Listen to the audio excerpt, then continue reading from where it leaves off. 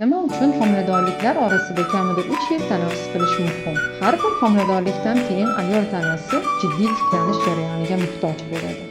Tanaffus qilish bir nechta sabablarga ko'ra juda muhim hisoblanadi.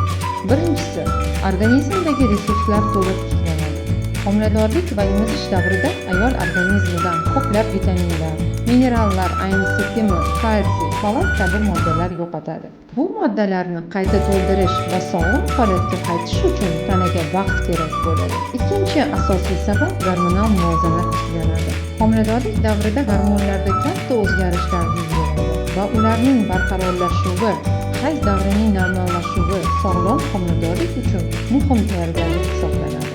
Uchinchi, ayol jismoniy va ruhiy jihatdan tiklanadi. Har bir homiladorlik nafaqat jismoniy, balki ruhiy jihatdan ham katta kuch talab qiladi. 3 yillik tanaffus ayolga o'zini tiklash, farzandiga yetarli parvarish ko'rsatish va keyingi homiladorlikka tayyorlanish uchun qulay imkoniyatdir.